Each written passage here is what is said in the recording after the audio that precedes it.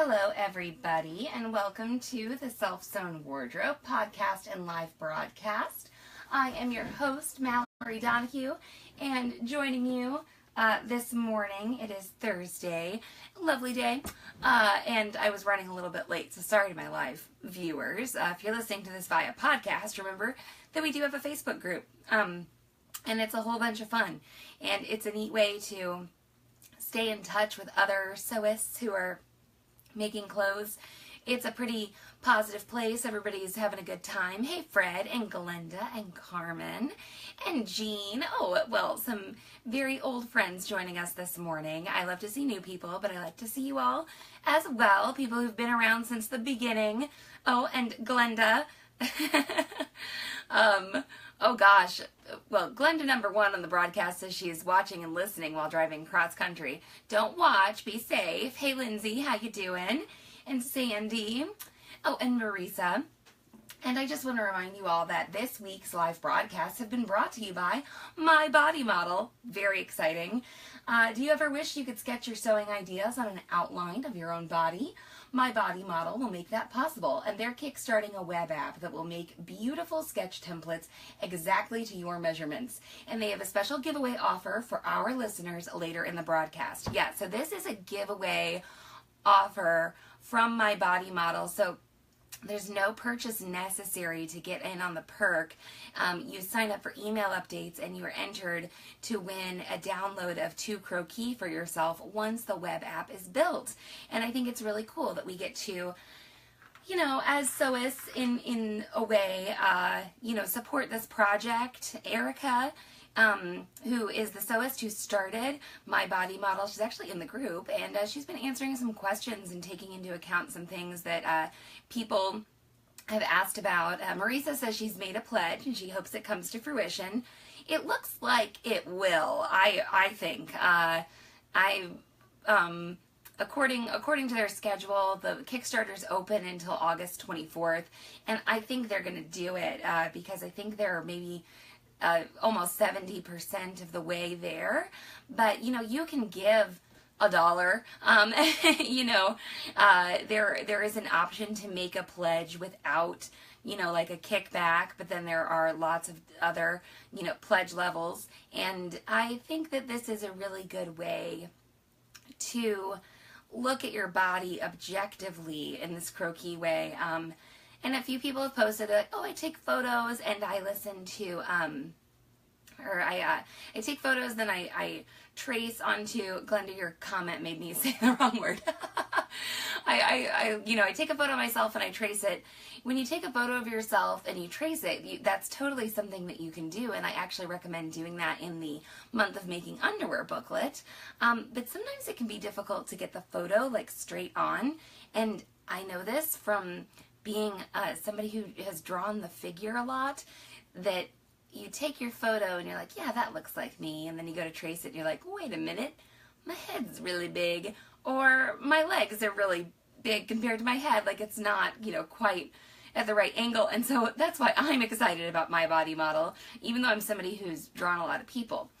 Speaking of which, our ZD Sewing Studio blog post about the thread with your press your foot up lady where her leg is up on the table. Oh, hey, Jennifer.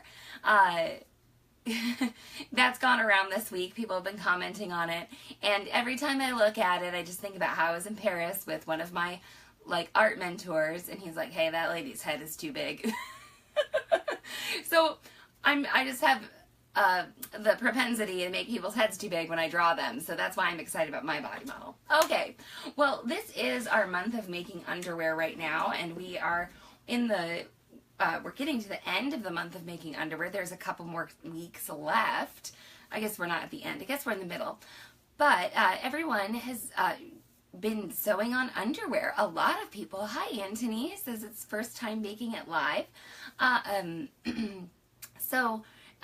everyone's been sharing underwear ideas or underwear materials recommendations, pattern recommendations, discussing menstruation or sweat or discharge regarding underwear or sweat around voluminous genitalia. Whatever's been going on, we've been talking about it regarding underwear. And I published a little PDF booklet that you can download and print out to guide you through the month of making underwear and take notes about underwear and what you like and what you don't like and your goals for replacing or complementing the ready-to-wear underwear that are in your underwear drawer right now. And so anyway, I've been going through, the first week I went through some of the planning, etc., and what I planned on doing. And then this week and next week, I will be talking about construction techniques with underwear. So I talked about two-thread flat lock seaming earlier this week, if you have not seen the video on that. And then yesterday I talked about fabric bands. And today I want to share with you a sometimes overlooked feature of your serger.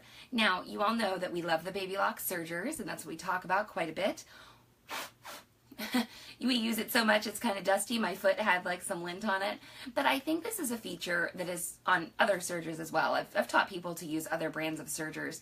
So this might be something on your serger that you don't even know about, okay? And that is the tape guide. So I'm going to get a little closer to the camera here and show the audience.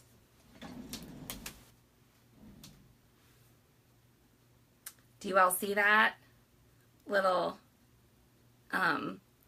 rectangular hole there in the front of the foot? Okay, okay. So there is a little rectangular slot on the toe of many serger presser feet, okay? Now the serger that I'm using right now is the Baby Lock Enlighten. It's nice to use on camera because it's smaller, and it is a 4-thread serger, so it just does an overlock stitch, okay? Some sergers that have the cover stitch function, they will have a few different tape guides. They might have 3 tape guides.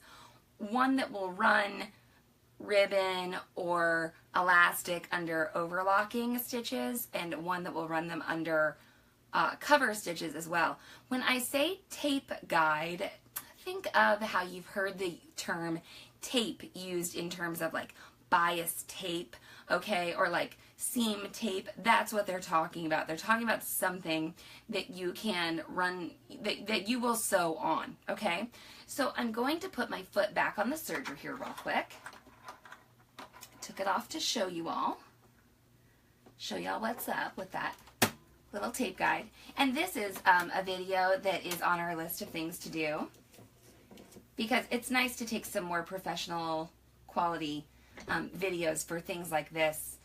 And actually, we just finished filming the tiny hem video this week. We spent 2 days filming it, and one of the tiny hem techniques that Mom shows is on sheer fabric, and it is so tiny and so wonderful and beautiful that it is almost invisible, okay? So we use like contrasting thread, and then I wanted to show where we want the needle to hit on the fabric, and so like I got right in front of the machine with the camera. Anyway, so not only is it the tiny hem video, I think there are 4 different tiny hems in the video, so keep that in mind. And that should probably be out maybe like next week, because we have to do voiceover for it. Hey, Amber. Okay, oh, and Amy joined us. Okay, so tape guide. All right, how the heck do you use this thing? So I would raise my presser foot, and my machine's kind of down the corner of the screen here. And what you do is you go from the top and then under, okay? So that can be a little confusing to people sometimes. So it's confusing to me right now because I am sitting at the total side of my serger, like, and kind of behind it. This is this is in no way how I would ever sit at a serger to thread it. But when I go over the top of the foot, okay, and I know my hand's blocking here. I go over the top of the foot like this, and I slip that elastic in the tape guide. And now, oh, it's coming like toward the stitcher. Ah, what's that all about? Now though, the elastic can go underneath the foot and be fed like that.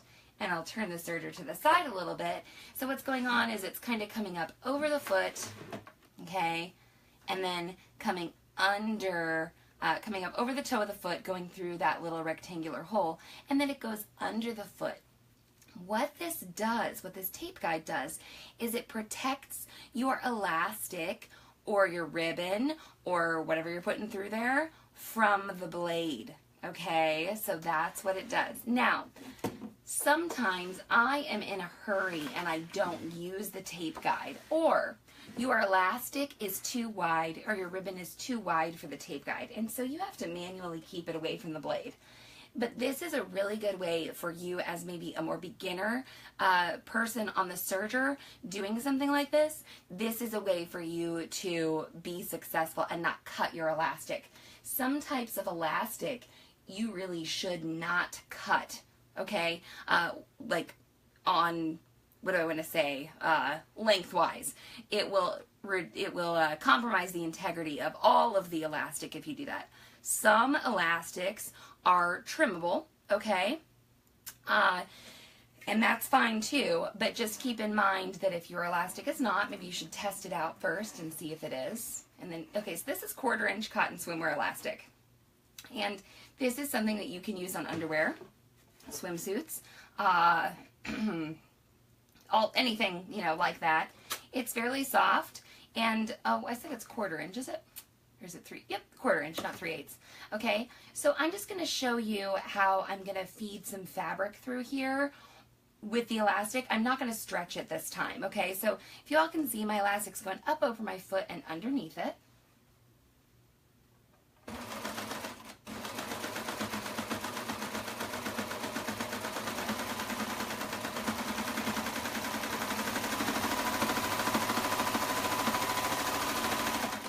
Okay, and I cut off quite a bit of fabric. Like, it looks like I have a really big seam allowance just on my little sample here, because I wanted to show you all that the knife actually is cutting, but it's not cutting my elastic. And so the elastic is very close to the edge of the fabric, but it is not, it's not getting cut by the blade, and it is under the needle, okay? Now, there is a little bit of edge of the fabric left, okay? It is not right up next to where the blade cut. If you want that look, you'll need to manually feed the elastic through. But this, on this particular piece of fabric, I did not stretch the elastic at all, okay? Sometimes you want to do this on certain finishes and just to stabilize. Like next week, in association with our next week's sponsor, I'm going to be making myself a little like underwear outfit that's kind of like a little crop top bra, just a very simple bra and underwear, like I've been making the big like tall maternity underwear. And when I do that crop top, it sort of looks like my top right now. It's just a scoop neck, you know, pancake pattern, and you don't want that to stretch out. Now, I don't want it to gather up. It doesn't need to like cup around my butt like a pair of underwear do, but it needs to be stabilized, and I'd still like it to be stretchy. So serging elastic along an edge and then folding it over, and either cover stitching or zigzagging or whatever, okay, will work for you. Now, Kate says, damn it, I really didn't want to buy this foot for my machine. Wait a second, Kate. I know you don't have a baby lock, but just check. This is my default foot. So check on your machine. Just check for a second, because it's not the elastic foot. There is an elastic foot for this machine, and I'm not sure exactly how your machine works, but just check first. I could be saving you a little bit of money, okay? But if you can get a foot that has a tape guide on it, and it's just like a normal foot with a tape guide, get it, just leave it on your machine, okay? But show me your feet, and I can help consult with you. So this is just elastic that has been sewn on, no stretching, no gathering. I could follow a curve with it. I can just feel so secure that as long as I've got some slack coming off of my, this elastic's coming right off the spool, guys. If you buy elastic, you can like buy it by the spool. This is great, okay?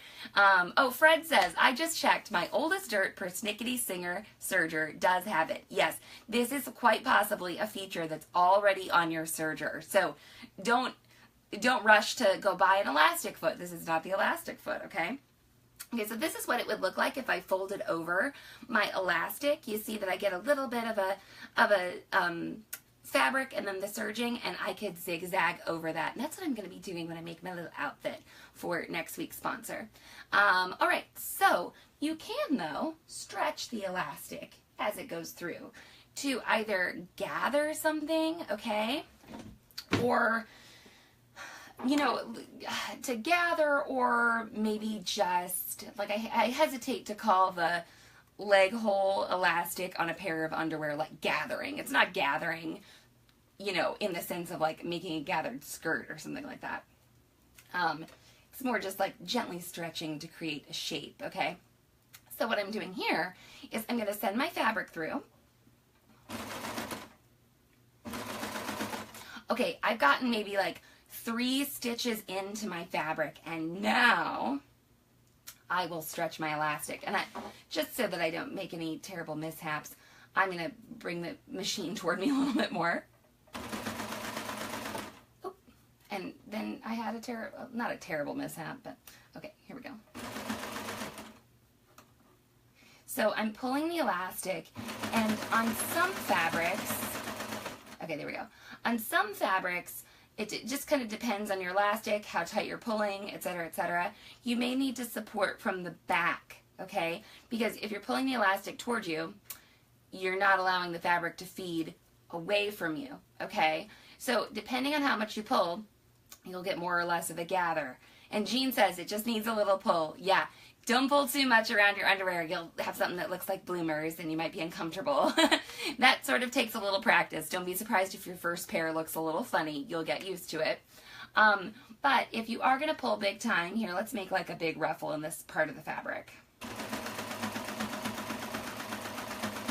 Yeah. All right. I'll be able to show you guys this in just a second.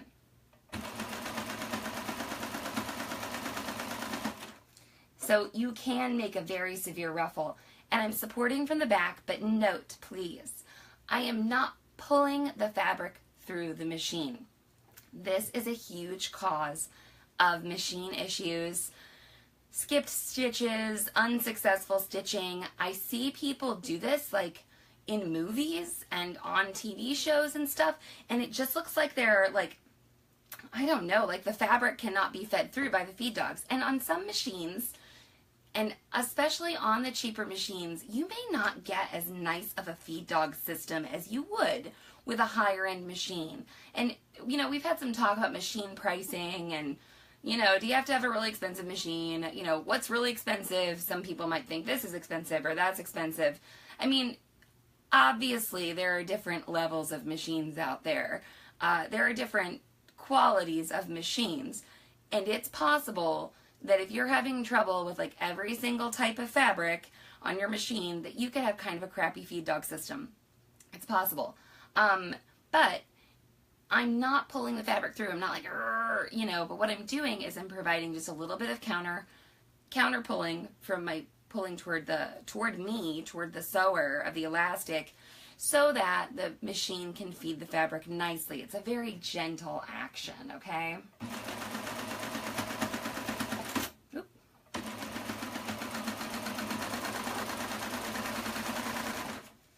Okay, so this is just a little, like, sample. Look at how gathered this is. Whoop. So this is almost like a ruffle. You can make, like, a skirt like this. I've had people, you know, come in to the store and they've measured around their, you know, granddaughter's hips and their waist, and so we cut out the fabric, you know, a little bigger than their hips, and then we, you know, made the elastic a little smaller than their waist, and then we serged that on, okay? So this is what you can do. This also might be something you do when you are serging together a bodice to a skirt and you want to use some elastic as like a, you know, what I want to say, almost like, it's not a stabilizer, but you know, you're using the elastic to keep that together, to keep that integrity, okay? Yeah, Glenda says a little tension rather than pulling. That's a good way to put it. Yes, some tension just to feed that through, but I'm not trying to do the work that the machine is doing, okay? Now, one other application that I wanted to share with you is when you are serging in the round on something, and you are, if you are doing a skirt like that, and you do want to have a certain amount of elastic, perhaps a pattern has recommended it to you and you want to follow the work, okay? So you will cut off your elastic to that length. When I want to use the tape guide, you can't sew it in the round first. So keep that in mind. If you sew it in the round, it won't be going through the tape guide. So, you know, if it says to piece it in the round, you don't want to do that first. Keep that in mind. With the really wide elastic, like we used at the top of the leggings, that doesn't fit through your tape guide. So, you know, putting it in the round first is great, and it can reduce bulk, etc. But you can mark your quarters on your elastic, and then you can mark your quarters on your thing, okay, whatever you're sewing. And I just want to show you real quick that the gathering of the elastic might not be so random, okay? So if I do have that quarter marked, what I would do is I would get my needles started, I would find the quarter of my elastic, okay? I would support my project, and then I would stretch that to the quarter mark of my project. So do you all see, my microphone is like causing, it's black and so is the fabric. So do you all see here, there's extra fabric and there's less elastic, and I've matched up some imaginary quarter marks, okay? And then what I'll do is I'll just stretch the elastic flat to the fabric. So the fabric is not stretched, but the elastic is. And I've got elastic coming out the back of my foot that I can use to guide and to put that slight tension on so that it feeds through. And if I need to readjust, I can. There we go. So I've kept my right hand on that, that imaginary quarter mark that we decided on, and it's just keeping that landmark there, okay?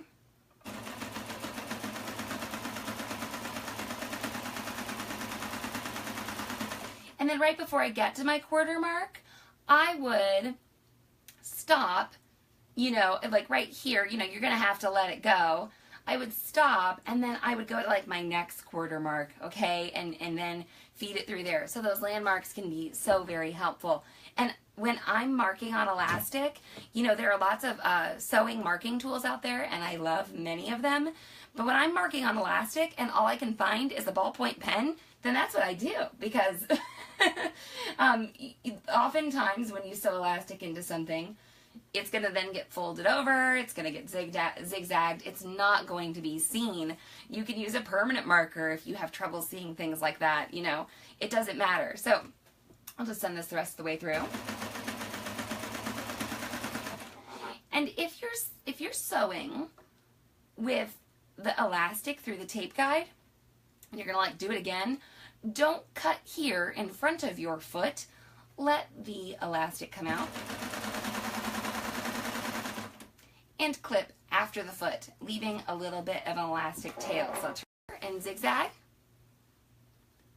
On a sewing machine, you would straighten out those gathers as you send it through the sewing machine. And then once again, there's just a little bit of tension that would be keeping the fabric flat, okay, as it goes through the machine. And I'm not going to demonstrate that today. I'm going to demonstrate that next week when I talk about my little top that I'm making, okay?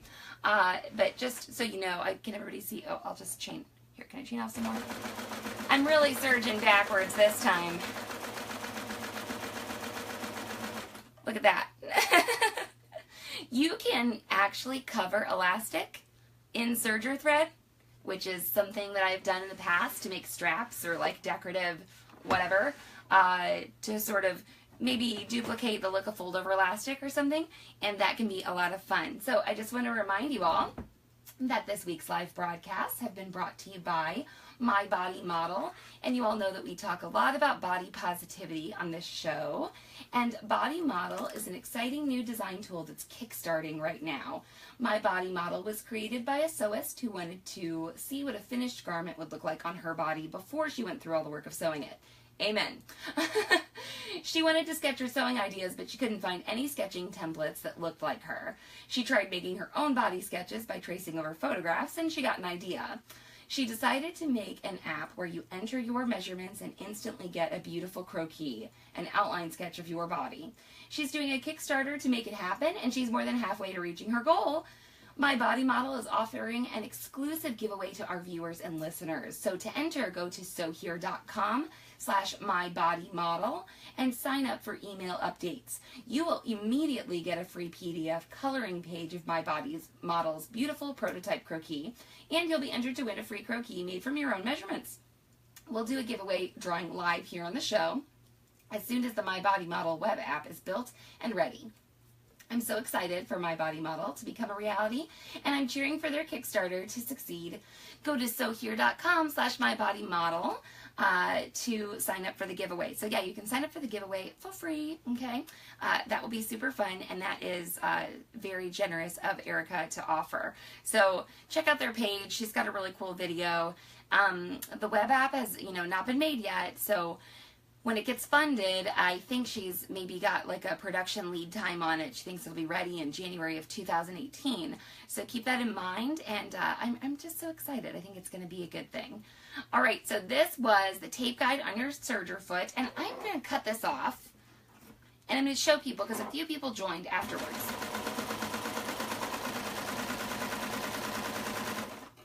After I had taken the foot off the Serger, so I'll just do this real quick. Okay, and move a little closer to the camera. Maybe. I'm working on it. So here's your Serger foot, and a lot of people during the live broadcast, so this is the bottom of my Serger foot, and I'm showing you this rectangular hole, okay? So a lot of people during this live broadcast have said, oh my gosh, my Serger has that, okay? Yeah, so you all know that we love the Baby Lock Sergers. I love that there's no threading order. I love that I can do lots of cool stuff with it. But your Serger might have this. This is a pretty common feature. You may not have to buy an extra foot. This is just the default foot on my Serger, even though I love Serger specialty feet. Don't get me wrong, okay? So what we have here is the foot, and how I threaded the elastic through was I went through the top and got the elastic in there, and then the elastic rode down underneath my foot as I sewed, and it was, the elastic is put in the path of the needles but kept out of the way of the blade, so I didn't cut my elastic. So that is awesome. Oh, Amber says hers doesn't have it. I'm sorry. It really is it's more common than one might think, and it's more commonly used than one might think. Because this foot is called the all-purpose foot, it just doesn't get a lot of the publicity that it deserves, okay? There are feet for Sergers, and there is a foot for the Baby Lock Serger called an elastic foot, but this is not the elastic foot, and yet I use it to apply elastic all the time, just by threading this through. Also, good morning to Priscilla and Nancy. So also, if you are going to, we've talked about stabilizing shoulder seams in t-shirts or something like that. I'll often do that with ribbon, very small, woven ribbon or anything that I have around, and I'll just run that through my foot, and I'll put both shoulder seams through my Serger and kind of clothesline them together with like this much ribbon, between them, and then I'll clip that, and I'm done, and then I'll cut the ribbon off. So it can be very useful if you do have a tape slot or a tape guide in your Serger. Put it to good use in your Serger foot, and I'd love to know if you have one on your Serger or not. If you're someone who's like, a lot of Serger troubleshooting going on in the group, etc. If you do have one, I'd love to see if you have it or not. Or if you have multiple ones, like I know some of the Baby Lock ones do. I'm sure some of the other brands do as well. Okay, well, thank you so much for joining me this morning. And I very much appreciate our sponsor this week, My Body Model.